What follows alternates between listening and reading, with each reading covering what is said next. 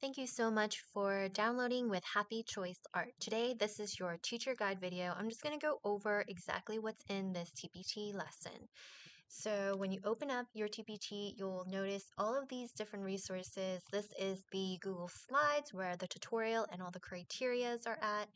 This is the downloading of the drawing for the tutorial, and these are the two planning sheets, artist statement and the rubric. We're going to first talk about the Google slide. All you have to do is project this onto the projector, and I just go over it with the class together. We talk about why albums are important, and we talk a little bit about their history.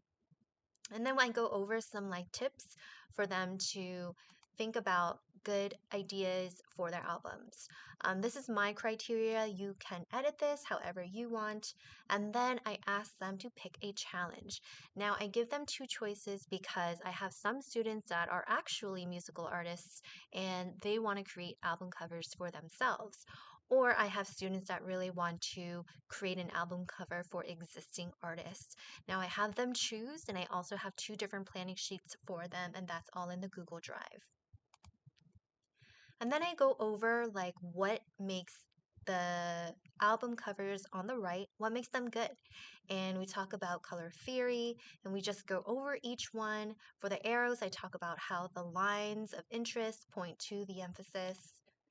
We talk a little bit about just spaces. This one is a little bit more green and red. But that's how it looks like on my screen.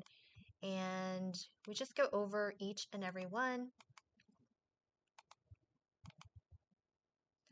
We also talk about patterns and textures and how those are all from Principles of Design.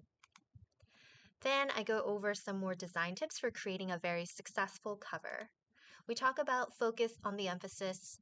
There should be one emphasis in your album cover, and we ask what that would be, and to ask a peer where the eyes would go first. And then we also talk about rule of thirds, how the intersecting lines really help uh, create a really good composition. So putting the emphasis in the intersecting lines just makes it more interesting. They could also try symmetry and also how textures and patterns add in non-distracting details. We also talk about how to keep it very simple, not to use too much color, too much texture, patterns, and shapes, to keep it pretty limited and repeat these textures and patterns, if anything. We also talk about good typography. Make sure that the font gives off the same vibes as the music and the artwork. And also margins. I talk about how not to have a text right on the edge of the margin. It just doesn't look good and it's not very inviting. And then I do a tutorial for the class. So I like to do these little tutorials before the actual projects so that I can just build their skill sets before they get into the project. And here is a drawing that you can get from here. So when you click on that, this is the drawing that they can use to trace. I just really love doing tutorials before projects because I really do feel like it helps them. And I do this for every single one of my lessons. So if you want to check out more of those, go ahead and check out Happy Choice Art on TPT. Now, it won't let me save or put JPEGs in the Google Drive for some reason. So here's my workaround. I come over here in my Google Doc, I right click, go to Save to Keep, and then this little part will pop up, and all you have to do is wait for the drawing to come up, and then right click and save image as. So I give that drawing to each and every one of my students. For me, we use Schoology, so I just put that same JPEG into Schoology so that they are able to just save it on their end. And then I tell them to open up Photoshop. I tell them the criterias. All of this is editable. This is not editable, but you can just take a screenshot of yours or not even have anything at all.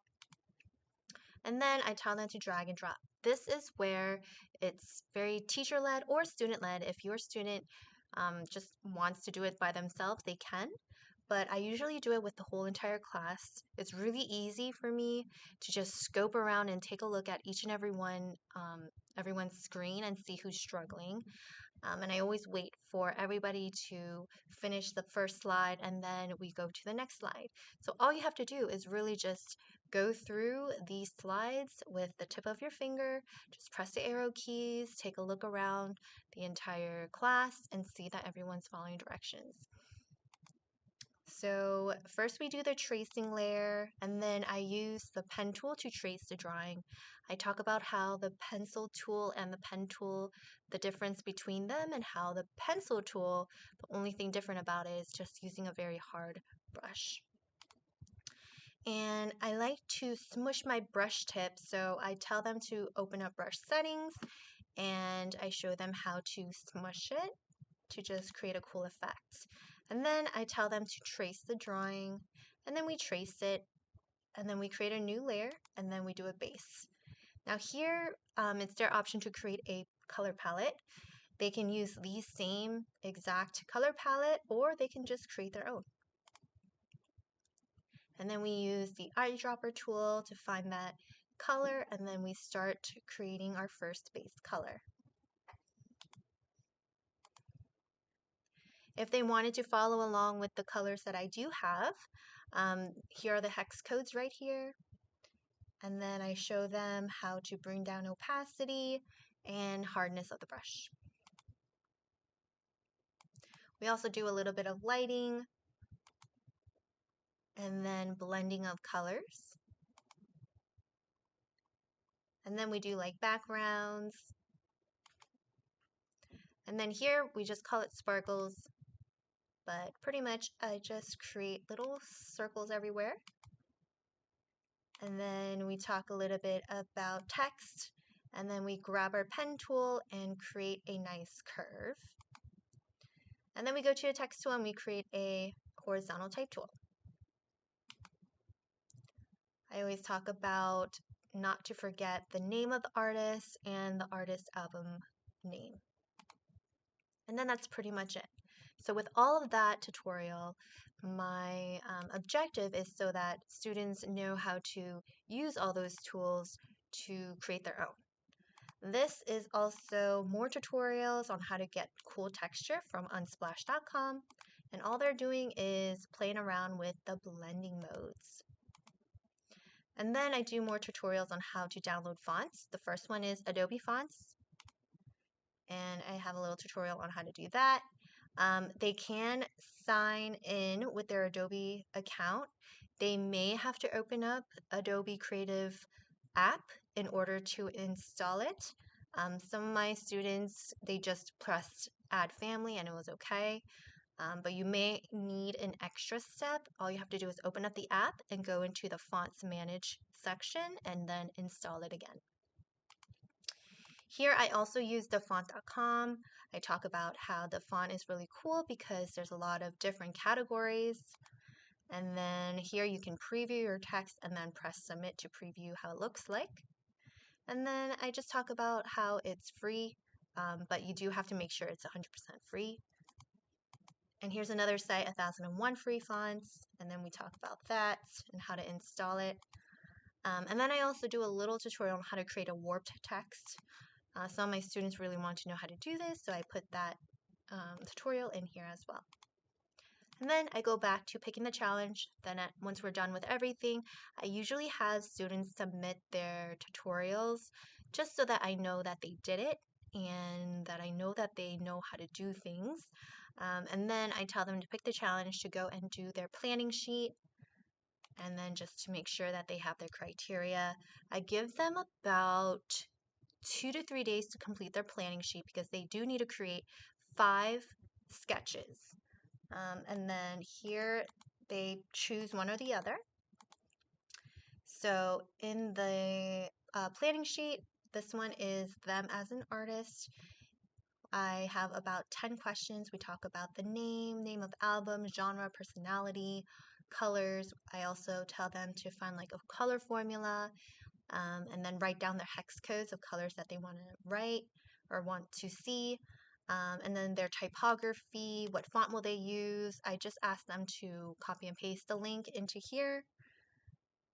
And then brainstorming 10 different visuals that they can incorporate in their album. Think about symbols and unique visuals that can represent them, or the other planning sheet is about the existing artist. So they get to choose that and they love the choice. This one is the artist statement. And here's some questions to get them thinking. I have noticed that if I do give them nice questions, then they will actually answer and they just understand how to create an artist statement. Whereas if I didn't give them any questions, then they don't write enough. And I do write this one, please provide at least 150 words in length so that they do know how to just convey a better message to their viewers.